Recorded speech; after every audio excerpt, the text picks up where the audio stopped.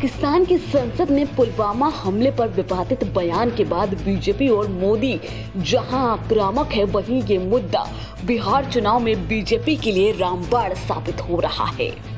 BJP के लिए बिहार के विधानसभा चुनाव के बाद पश्चिम बंगाल के विधानसभा चुनाव सबसे अहम है। यहाँ पर पार्टी बड़े बदलाव की तैयारी में है। पश्चिम बंगाल का मोर्चा गृह मंत्री अमित शाह का बड़ा मिशन है। पार्टी अध्यक्ष रहते हुए शाह ने इसकी पूरी रचना की थी। अब फिर शाह पश्चिम बंगाल में मोर्चा संभालने जा रहे हैं, लेकिन बीजेपी इस मुद्दे को लेकर विपक्ष पर हमलावर है।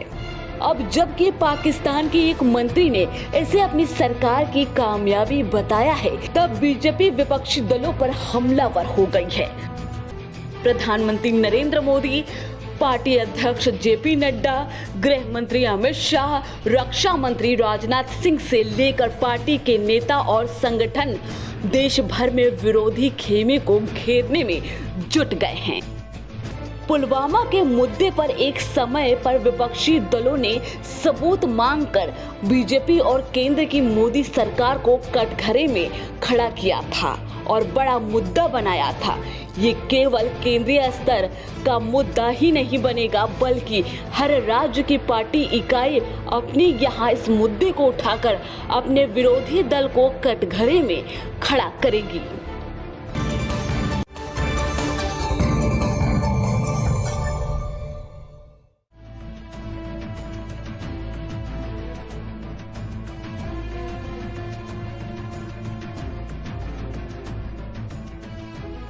उत्तर प्रदेश की योगी सरकार लव जिहाद पर जल्द अंकुश लगाने जा रही है। मुख्यमंत्री योगी आदित्यनाथ ने चुनावी रैली को संबोधित करते हुए इसकी घोषणा की। उन्होंने साथ ही चेतावनी भी दी। मुख्यमंत्री ने कहा कि हाई कोर्ट का एक फैसला आया है कि सिर्फ शादी के लिए धर्म परिवर्तन वैध नहीं है। योगी ने कहा कि नाम छिपाकर जो लोग बेटियों की इज्जत के साथ खिलवाड़ करते हैं, उन्हें मैं चेतावनी देता हूं कि उनकी राम नाम सत्य की यात्रा निकलने वाली है। कल उच्च न्यायालय ने प्रयागराज में एक फैसला दिया और उन्होंने कहा कि आवश्यक नहीं, कोई आवश्यक नहीं, धर्म परिवर्तन करना शादी के लिए आवश्यक नहीं है। और भाइयों बहनों, लव जिहाद की समस्या पर भी सख्ती से अंकुश लगाने का कार्य सरकार करने जा रही है। बहुत सख्ती के साथ अंकुश लगाने का कार्य करेगी, जिसके समाज में वैमनस्यता बढ़े, जिसके कारण अराजकता पैदा हो, छल छद्म और किसी प्रकार का लोभ लालच में बहन बेटियों की इज्जत के साथ खिलवाड़ करने वाले की जगह जेल होनी चाहिए और कानून के शिकंजे में ला करके ऐसे लोगों की संपत्तियों को जब्त करने का कार्य करने के साथ ही घोषित दुराचारी के रूप में उनकी पोस्टर भी चौराहे चौराहे पर चस्पा करने का कार्य करेंगे। यह संकल्प लेकर के आज हम सब आपके बीच यहाँ पर उपस्थित हुए। अगर वह जबरन बहन बेटियों की इज्जत के साथ खिलवाड़ करेगा, अभी हमारा मिशन शक्ति का कार्यक्रम चल रहा है, ये दीपावली के बाद ऑपरेशन शक्ति में बदलने वाला है और उसके बाद फिर ऐसा न हो कि माफिया और अपराधियों की तरह उनका भी राम नाम सत्य की यात्रा निकलनी प्रारंभ हो जाए। हरियाणा के बल्लभगढ़ में अंकिता की दिन दहाड़े सड़क पर हत्या कर दी जाती है। आरोपियों को गिरफ्तार कर लिया गया है। परिजनों समेत हरियाणा सरकार भी आरोपियों पर लव जिहाद का आरोप लगा रही है। वहीं अगर बात करें कानपुर की, लव जिहाद के आरोपों के बीच जबरन धर्मांतर का मुद्दा गरमाया है। वहीं धार्मिक पहचान छिपाकर युवतियों को प्रेम जाल में फंसाकर और इनके साथ जबरन ब्रेन वॉश कर जबरन धर्म परिवर्तन कराकर और निकाह करने के कई मामले सामने आ चुके हैं। लव जिहाद के मामले की जांच के लिए एसआईटी का गठन किया गया है। एसआईटी की जांच में ये साफ हुआ है कि धर्मांतर के सभी मामलों में एक जैसी समानता पाई गई है। बता दें कि कानपुर की नौबता इलाके की रहने वाली 13 वर्षीय नाबालिग छात्रा के पिता का निधन हो चुका है। बता दें कि आरोपी युवक पर आरोप है कि युवक नाबालिग को नमाज पढ़ने के तौर तरीके सिखा रहा था। छात्रा की मां ने युवक पर लव जिहाद का आरोप लगाया है। उन्होंने बताया है कि 1 महीने पहले घर के पास में खाली फ्लैट में निर्माण का कार्य चल रहा था। आरोपी वहां मजदूरी करने आया था। युवक का अक्सर महिला के घर पर आना जाना था। वहीं युवक ने अपनी पहचान हमेशा गोपनीय रखी है। फिलहाल इस मामले में पुलिस जांच कर रही है। वहीं दूसरी वारदात तब सामने आई जब गोविंदनगर थाना क्षेत्र के गुजैनी में रहने वाली युवती के पिता प्राइवेट नौकरी करते हैं। पीड़ित परिवार ने बताया कि बेटी 10 सितंबर को काम बताकर घर से निकली थी। इसके बाद वो लौट कर नहीं आई। बेटी का मोबाइल भी स्विच ऑफ बताया जा रहा है। परिवार ने रात भर बेटी की तलाश की, लेकिन उसका कुछ अता पता नहीं चला। युवती से दोस्ती करने वाला अफजल अंसारी मूल रूप से बिहार का रहने वाला है। जानकारी के मुताबिक अफजल सऊदी अरब में नौकरी करता है। अफजल और युवती की दोस्ती सोशल मीडिया के जरिए हुई थी। अफजल ने अपना नाम रमन बताया था। युवती को अपने प्रेम जाल में फांसने के बाद उसका धर्म परिवर्तन कराने का भी मामला सामने आया है। वहीं यूपी के अयोध्या में भी एक लव जिहाद का मामला सामने आया है। एक युवती ने मुस्लिम युवक पर धर्म परिवर्तन कराकर निकाह करने का आरोप लगाया है। दोनों का एक बेटा भी है। कुछ समय के बाद उसके पति का दूसरे लड़की के साथ प्रेम प्रसंग हो गया और वो उसे लेकर फरार हो गया। पति अपनी पत्नी पर तलाक देने का दबाव बना रहा है। पीड़ित युवती न्याय के लिए प्रयागराज से लेकर अयोध्या तक दर-दर भटक रही है। वही बात करें इलाहाबाद हाई कोर्ट के एक फैसले की, तो इलाहाबाद हाई कोर्ट ने एक फैसले का जिक्र करते हुए कहा है कि सिर्फ शादी के लिए धर्म परिवर्तन को स्वीकार नहीं किया जा सकता।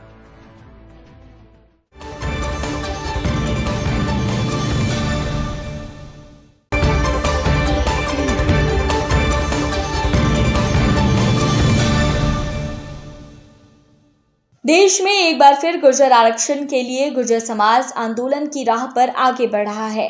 राजस्थान से आंदोलन की शुरुआत कर दी गई है, जिसके देश के दूसरे राज्यों दिल्ली, हरियाणा और यूपी में फैलने के आसार साफ नजर आ रहे हैं। आंदोलन को देखते हुए नेताओं को मनाने की कवायद भी जारी है। राजस्थान में रविवार से प्रस्तावित चक्का जाम के ऐलान के बाद राजस्थान सरकार ने गुर्जर नेताओं से बातचीत का रास्ता अपनाया है। राजस्थान में गुर्जर आंदोलन को देखते हुए सरकार जहां सजग हो उठी है, वहीं आंदोलनकारियों का प्रतिनिधि मंडल मुख्यमंत्री अशोक गहलोत को मिला है। राजस्थान सरकार ने आंदोलनकारियों की कई बातों को मान लिया है, जिसके बाद गुर्जर समाज दो खेमों में बंट गया है। गुर्जर नेता कर्नल किरोड़ी सिंह बैसला जहां सरकार के रुख से नाराज हैं और आंदोलन पर अड़े हुए हैं। केंद्र सरकार ने आंदोलन के आसार को देखते हुए सड़क मार्ग की चौकसी बढ़ाई है, जहां कोटा रेल मंडल में जीआरपी और एआरपीएफ की 450 जवानों की तैनाती की गई है। वहीं बयाना 3000 सुरक्षा कर्मियों को भी तैनात किया गया है। ऐसे में देखना होगा कि गुर्जर आंदोलन क्या दोबारा वही रुख अपनाता है।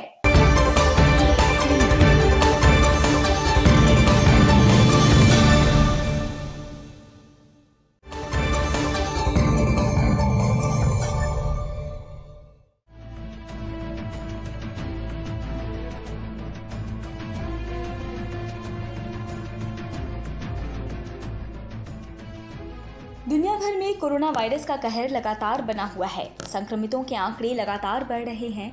वहीं ब्रिटेन और फ्रांस में एक बार फिर कोरोना संक्रमण के मामलों में वृद्धि होती नजर आ रही है। ब्रिटेन में कोरोना वायरस के मरीजों की संख्या 10 लाख के पार हो गई है। इसके साथ ही ब्रिटेन में एक बार फिर से लॉकडाउन का ऐलान किया गया है। ब्रिटेन के प्रधानमंत्री बोरिस जॉनसन ने कोरोना वायरस के खतरे के कारण पूरे देश में 4 हफ्ते के लॉकडाउन का ऐलान किया है। 5 नवंबर से शुरू होकर ये लॉकडाउन 2 दिसंबर तक रहेगा। लॉकडाउन का ऐलान करते हुए पीएम जॉनसन ने कहा, अब कोई दूसरा विकल्प नहीं है। अब लॉकडाउन के साथ सब लोगों को घर में रहना होगा। केवल शिक्षा, काम, मेडिकल और अन्य विशेष कारणों से ही घर से बाहर निकल सकते हैं। वहीं फ्रांस में 7 महीने के बाद दूसरी बार लॉकडाउन लग चुका है। बाहर निकलने पर जुर्माना या फिर सजा का प्रावधान किया गया है। पूर्णबंदी के दौरान केवल डॉक्टर से मिलने या दवा लेने अथवा जरूरी सामानों के लिए दुकान जाने की अनुमति दी गई है। फ्रांस के राष्ट्रपति इमैनुअल मैक्रों ने बेवजह घर से निकलने वालों के खिलाफ कार्रवाई करने के निर्देश दिए हैं। बता दें कि फ्रांस में कोरोना की दूसरी लहर साफ नजर आ रही है। रोज करीब 50,000 नए मामले सामने आ रहे हैं। गौरतलब है कि फ्रांस में लॉकडाउन लगने के बाद सड़कों पर सन्नाटा पसर गया है। केवल सुपरमार्केट में लोगों की चहल पहल नजर आ रही, क्योंकि वहां लोग जरूरी सामान खरीदने के लिए पहुंचे हैं। कुछ ऐसा ही मंजर ब्रिटेन में भी नजर आ रहा है, जहां सड़कें फिर से सुनसान हो गई हैं। लेकिन ब्रिटिश प्रधानमंत्री बोरिस जॉनसन ने English Premier League football match 1 महीने के राष्ट्रीय लॉकडाउन के दौरान जारी रखने का आदेश दिया है। ऐसे में सवाल उठता है कि महामारी के इस दौर में खेल जारी रखना कहां तक सही है। बता दें कि ब्रिटेन में अब तक 10 लाख से ज्यादा कोरोना वायरस के मरीजों की पुष्टि हो चुकी है। इसके अलावा करीब 46,000 लोगों की कोरोना वायरस के कारण मौत भी हो चुकी है। वहीं विश्व में अब तक कोरोना वायरस के 4.63 करोड़ से ज्यादा मामले सामने आ चुके हैं। हालात को देखते हुए ये साफ कयास लगाए जा सकते हैं कि हालात एक बार फिर बेकाबू हो सकते हैं।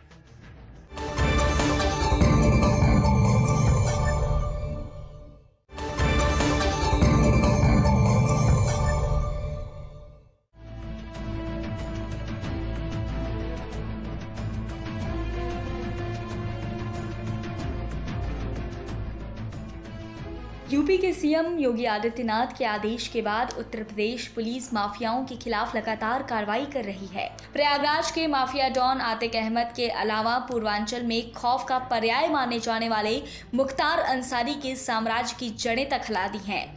उत्तर प्रदेश पुलिस अब दर्जनों माफियाओं के अवैध संपत्ति के खिलाफ कुर्की जब्ती और ध्वस्तीकरण की कार्रवाई को अंजाम दे रही है। ताजा कार्रवाई माफिया डॉन मुख्तार अंसारी के खिलाफ की गई है। उत्तर प्रदेश के गाजीपुर में पुलिस प्रशासन ने जो फहरिस्त बनाई है, उसमें मुख्तार अंसारी के होटल के ध्वस्तीकरण की बारी आ गई है। गाजीपुर के व्यस्त इलाके में बने आलीशान होटल गजल को लेकर बीते 25 जून को सदर एसडीएम ने जमीन की पैमाइश की थी। इसमें तमाम अनियमितता मिली थी। होटल के नक्शे को भी एसडीएम ने निरस्त कर दिया था। वहीं होटल की जमीन की जांच में उसकी खरीद व बिक्री में तमाम अनियमितता मिली थी, जिसके बाद होटल को गिराने की कार्रवाई शुरू कर दी गई। जिसके बाद मुख्तार के वकील इसे बचाने की जुगत में लग गए। उन्होंने इस पर स्टे की हाईकोर्ट में अपील भी की। आदेश पर स्टे में हाईकोर्ट की अपील की गई है, लेकिन अभी तक कोई राहत नहीं मिली है। इस पूरी संपत्ति की अनुमानित कीमत थी 17,36,000 रुपए।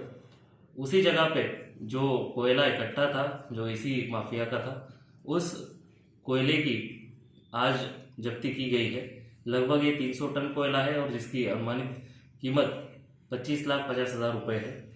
इस तरीके से अगर कोयला माफिया उमेश सिंह के खिलाफ पुलिस की कार्रवाई देखें तो अभी तक 6,92,86,200 रुपए इतनी अनुमानित संपत्ति इसकी जब्त की जा चुकी है। और अगर पूरे मुख्तार अंसारी गिरोह IS 191 की अगर हम बात करें तो इनके सदस्य और सहयोगी की अभी तक 21,80,36,000 मूल्य की चल अचल संपत्ति 14 एक्ट के तहत गैंगस्टर एक्ट में जब्त की जा चुकी है। उत्तर प्रदेश प्रशासन ने इससे पहले माफिया डॉन के गाजीपुर, मऊ समेत कई जगहों पर कब्जा की जमीन को मुक्त करा लिया है और इसके बाद मुख्तार और उनके परिजनों के खातों पर कार्रवाई भी शुरू कर दी गई है। शासन के निर्देश के बाद बैंकों ने अपनी शाखाओं में मुख्तार, अफजाल समेत कई परिजनों के खातों का विवरण तलाशना शुरू कर दिया है।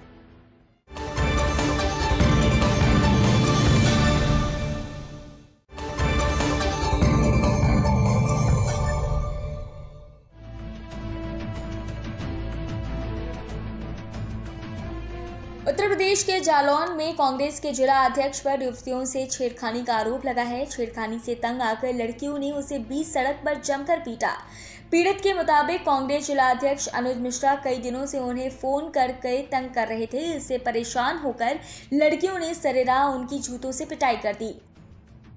मामला उरई कुतवाल क्षेत्र का है, जहां लड़कियों का आरोप है कि कांग्रेस का जिला अध्यक्ष अनुज मिश्रा उन्हें फोन कर अश्लील बातें करता था। उन्होंने कई बार पुलिस में भी शिकायत की, लेकिन उनकी कोई सुनवाई नहीं हुई। जबकि उन्हें कानून का सहारा नहीं मिला तो मजबूर होकर उन्हें कानून अपने हाथ में लेना पड़ा।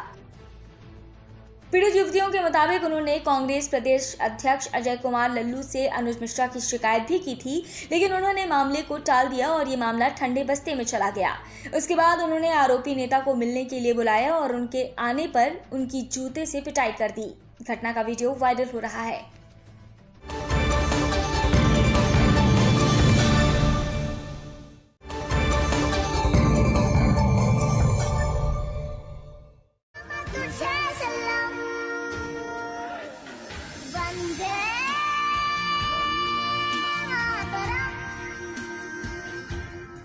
मिजोरम की 4 साल की लड़की का वीडियो सोशल मीडिया पर खूब वायरल हो रहा है। दरअसल आपको बता दें कि मिजोरम की रहने वाली इस 4 साल की लड़की का नाम एस्तेर हमटे ने यूट्यूब पर प्यारे अंदाज में वंदे मातरम गाने को गाया है।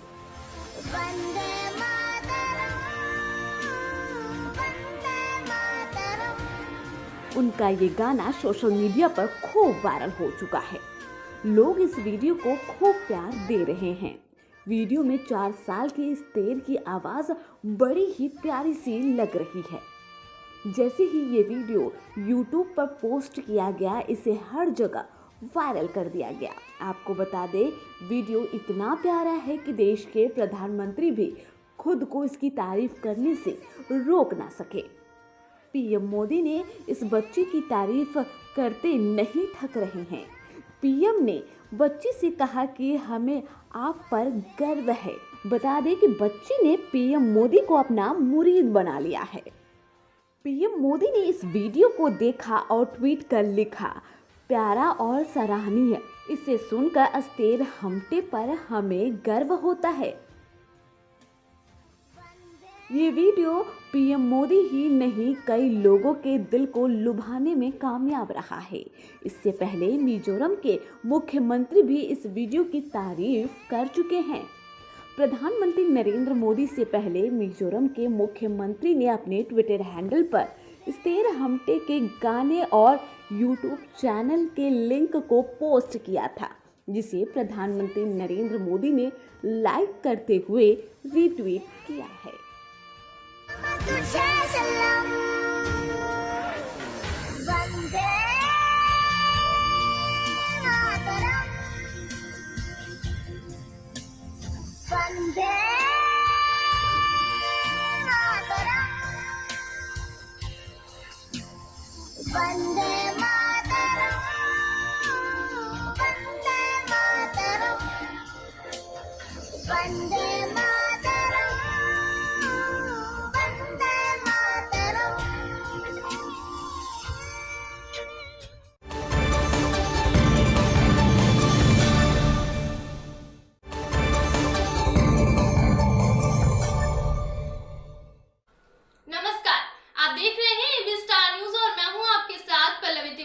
जैसा कि आप सभी जानते हैं कि आज बॉलीवुड अभिनेत्री ऐश्वर्या राय का जन्मदिन है।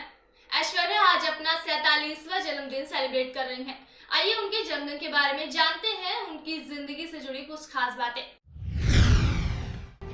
44वीं मिस वर्ल्ड प्रतियोगिता में ऐश्वर्या को वो मुकाम मिला जिसकी वो हकदार थी। हालांकि मॉडलिंग के 2 सालों ने उन्हें इस प्रतियोगिता के लिए अच्छे से तैयार कर दिया था। एक टाइम ऐसा था जब ऐश्वर्या से डरती थी मॉडल्स। 1994 में हुई मिस इंडिया प्रतियोगिता के लिए कहा जाता है कि इसमें करीब 26 लड़कियों ने अपने नाम वापस ले लिए थे, क्योंकि माना जा रहा था कि ऐश्वर्या राय जैसी खूबसूरत लड़की के सामने किसी का भी टिकना मुश्किल है। नाम वापस लेने वालों में सुष्मिता भी शामिल थी। कहा जाता है कि ऐश्वर्या और सुष्मिता के बीच यहाँ कड़ा मुकाबला था, लेकिन इंटरव्यू राउंड में सुष्मिता ने ऐश से बाजी मार ली थी। दोनों से पूछा गया कि यदि आप किसी ऐतिहासिक घटना को बदल सकती तो वो क्या होती। इस पर ऐश्वर्या का जवाब था अपने जन्म का समय, जबकि सुष्मिता का उत्तर था इंदिरा गांधी की मृत्यु। माना जाता है कि इसी जवाब ने दोनों की किस्मत का फैसला कर लिया था। इस कॉन्टेस्ट की विजेता आमतौर पर मिस यूनिवर्स के खिताब हेतु भेजी जाती हैं और उप विजेता को मिस वर्ल्ड में भाग लेना होता है। फेमिना मिस इंडिया के आयोजक तक मान रहे थे कि ऐश्वर्या ही विजेता बनेंगी, लेकिन प्रश्नोत्तर खंड में बंगाली बाला सुष्मिता सेन दक्षिण भारतीय ऐश्वर्या से बाजी मार गई। 1994 में मिस वर्ल्ड जीतने के बाद ऐश्वर्या राय बच्चन की स्पीच को सुनने के बाद कोई गेस नहीं कर सका था कि ऐश्वर्या ने रीजनल मीडियम स्कूल से अपनी पढ़ाई पूरी की थी। ऐश्वर्या ने मात्र 21 साल की उम्र में ये खिताब जीता था। उन्हें मिस फोटोजेनिक का भी खिताब मिला। साल 2000 में उन्हें अब तक की सबसे खूबसूरत मिस वर्ल्ड का भी खिताब मिला। बॉलीवुड एक्ट्रेस ऐश्वर्या राय अपनी खूबसूरती की वजह से भारत में ही नहीं बल्कि दुनिया भर में जानी जाती हैं। वो देश की उन चुनिंदा शख्सियतों में से एक हैं जिन्होंने हमारे देश का नाम पूरी दुनिया में रोशन किया। मिस वर्ल्ड बनने से लेकर हॉलीवुड फिल्मों में काम करने तक एक्ट्रेस ने अपने करियर के दौरान कई सारे मुकाम हासिल किए हैं।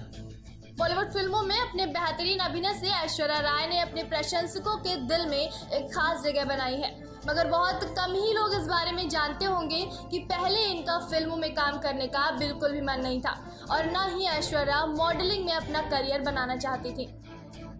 आज ऐश्वर्या के जन्मदिन के अवसर पर उनकी पर्सनल लाइफ के बारे में जानते हैं कुछ खास बातें। ऐश्वर्या राय बच्चन का जन्म 1 नवंबर 1973 को मैंगलोर में हुआ था। ऐश्वर्या पढ़ाई में बहुत तेज थी। उन्होंने HSC एग्जाम्स में 90% मार्क्स हासिल किए थे। अपनी टीनेज में ऐश्वर्या ने 5 सालों तक क्लासिकल डांस की ट्रेनिंग ली थी। पढ़ाई के दौरान ऐश्वर्या की ख्वाहिश थी कि वे जूलॉजी में अपना कैरियर बनाएं। इसके बाद उनका प्लान बदला और उन्होंने आर्किटेक्चर बनने की ठानी। उन्होंने रचना संसद अकादमी ऑफ आर्किटेक्चर से ट्रेनिंग भी ली, मगर अंत में उन्होंने मॉडलिंग में अपना करियर आगे बढ़ाने का निर्णय लिया। साल 1994 में वे मिस वर्ल्ड बनी और उसके बाद कभी पीछे मुड़कर नहीं देखा। अगर ऐश्वर्या के फिल्मी करियर की बात करें तो एक्ट्रेस ने अपने करियर की शुरुआत तमिल फिल्म इरुवर से की थी। बॉलीवुड फिल्मों की बात करें तो उन्होंने साल 1997 में और प्यार हो गया से अपना बॉलीवुड डेब्यू किया था। ऐश्वर्या के अफेयर्स की लिस्ट में सबसे पहला नाम आता है बॉलीवुड के दबंग सलमान खान का। एक दौर था जब दोनों साथ जीने और मरने की कस्में खाया करते थे। लोग ऐश्वर्या और सलमान के रिश्ते की मिसाल देते थे। इस प्यार की शुरुआत हम दिल दे चुके सनम मूवी से हुई थी। ये संजय लीला भंसाली की फिल्म थी। फिल्म में काम करते करते कब दोनों को एक दूसरे से प्यार हो गया ये तो वो खुद नहीं जान पाए। ऐसा कहा जाता है कि दोनों का अफेयर साल 1991 से 2001 के बीच ही चला था, लेकिन किस्मत को कुछ और ही मंजूर था। बाद में ऐश्वर्या ने सलमान खान के व्यवहार से तंग आकर ब्रेकअप कर लिया था। इस लिस्ट में दूसरे हैं विवेक ओबरॉय। सलमान खान से ब्रेकअप के बाद ऐश्वर्या अकेली पड़ी तो विवेक ओबरॉय उनकी जिंदगी में आ गए। एक दौर ऐसा था जब विवेक ओबरॉय और ऐश्वर्या एक दूसरे को लेकर काफी सीरियस थे। इन दोनों की लव स्टोरी की खबरें खूब सुर्खियां बटोरती थी। सलमान खान से ब्रेकअप के बाद ऐश्वर्या राय का नाम बॉलीवुड अभिनेता विवेक ओबरॉय से जुड़ा था। प्यार की शुरुआत फिल्म क्यों हो गया ना से शुरू हुई थी, जिसके बाद धीरे धीरे दोनों एक दूसरे के काफी क्लोज आ गए थे। आपको बता दें कि विवेक ने ऐश्वर्या राय के 30वें जन्मदिन पर उनको 30 गिफ्ट भी दिए थे। सलमान की वजह से दुखी ऐश्वर्या की मदद करने के चक्कर में विवेक ने एक प्रेस कॉन्फ्रेंस की थी, जिसमें उन्होंने सलमान पर कई इल्जाम लगाए, लेकिन ऐश्वर्या अचानक ही मुकर गई और विवेक को नजरअंदाज करने लगी। ऐश का इस तरह का बर्ताव विवेक से बर्दाश्त नहीं हुआ और दोनों अलग हो गए।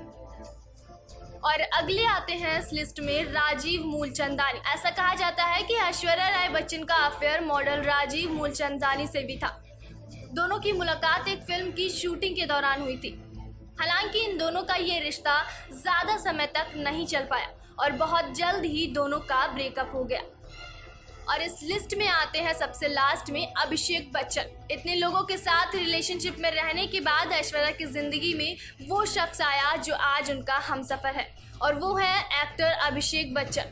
दोनों के बीच गुरु के सेट पर प्यार की कोपले फूटी और फिर कुछ समय तक एक दूसरे को डेट करने के बाद दोनों ने शादी कर ली। तो ये तो थी ऐश्वर्या राय की जिंदगी से जुड़ी कुछ बातें, कुछ खास बातें, और साथ ही साथ ऐश्वर्या राय को हमारी तरफ से जन्मदिन की बहुत बहुत शुभकामनाएं। देश और दुनिया की तमाम बड़ी खबरों के लिए देखते रहिए एबी स्टार न्यूज। नमस्कार।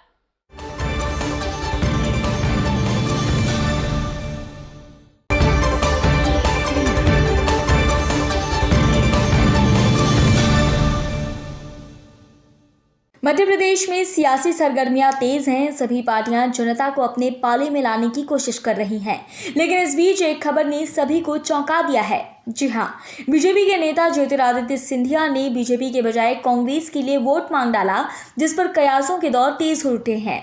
सवाल उठ रहा है कि क्या सिंधिया यू टर्न लेना चाहते हैं? क्या उन्हें बीजेपी में वो जगह नहीं मिल रही जो वो हासिल करना चाहते थे?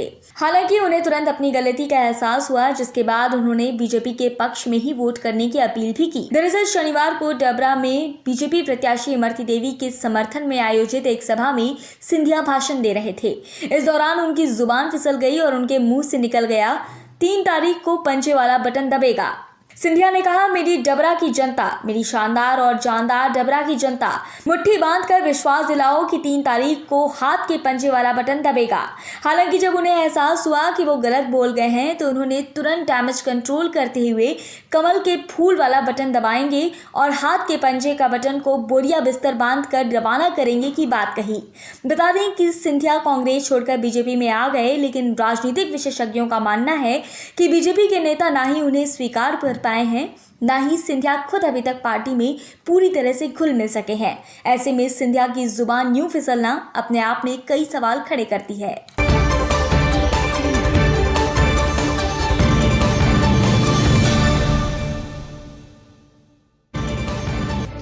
दुनिया भर में कोरोना वायरस का दूसरा दौर भी शुरू हो गया है। भारत में संक्रमितों के आंकड़े बढ़ते ही जा रहे हैं। ऐसे में कड़ाई बरतने के बजाय देश में अनलॉक 6 की शुरुआत हो चुकी है। यानी आज 1 नवंबर से देश अनलॉक 6 में कदम रखने जा रहा है। कंटेनमेंट जोन के अलावा दूसरी जगहों पर बाहरी गतिविधियों को बढ़ाने के साथ रविवार में भारत में अनलॉक शुरू हो जाएगा। आपको बता दें कि 1 जून से देश में अनलॉक प्रक्रिया शुरू होने के बाद अनलॉक 5 में सख्त मानक संचालन के साथ cinema hall, gym, mall, school, swimming pool, धार्मिक स्थान और मेट्रो रेल सेवाओं की गतिविधियों को गाइडलाइंस के साथ खोलने की अनुमति है। वहीं अब अनलॉक 6 में 1 नवंबर से दिल्ली में बसें पूर्ण क्षमता के साथ चलेंगी और मुंबई में अतिरिक्त लोकल ट्रेनें चलने की अनुमति भी मिल गई है। आदेश के अनुसार यात्रियों को यात्रा के दौरान फेस मास्क पहनना अनिवार्य है और किसी भी यात्री को डीटीसी और क्लस्टर स्कीमों की बसों में खड़े होने की अनुमति नहीं दी जाएगी, ताकि सोशल डिस्टेंसिंग का पूरी तरह से पालन हो सके। इसके अलावा दिल्ली आपदा प्रबंधन प्राधिकरण ने शनिवार को शादी समारोह में केवल 50 मेहमानों के प्रतिबंध को हटाकर लोगों को एक बड़ी राहत दी है। अंतिम संस्कार के लिए मेहमानों की संख्या में प्रतिबंध 20 तक जारी रहेगा। बता दें कि 1 नवंबर यानी आज से शुरू होने वाले प्रतिदिन वैष्णो देवी मंदिर में 15,000 तीर्थयात्रियों को अनुमति दी जाएगी। इसके पहले केवल 7,000 यात्रियों को कोविड-19 प्रतिबंधों के कारण तीर्थ यात्रा करने की अनुमति दी गई थी। हालांकि इस अनलॉक 6 पर सवाल भी उठ रहे हैं। जहां पूरी दुनिया में कोरोना का दूसरा चरण शुरू होता नजर आ रहा है, ब्रिटेन और फ्रांस में दोबारा लॉकडाउन लगा दिया गया है। देश में भी हालात बहुत अच्छे नहीं हैं। हालांकि आज की बात की जाए तो आज 50,000 से कम नए मामले सामने आए हैं। जहां नियमों को कड़ा करने के प्रावधान किए जाने थे, वहां अनलॉक की प्रक्रिया बढ़ती जा रही है। ऐसे में देश में दोबारा कोरोना का दूसरा चरण देखने को मिल सकता है।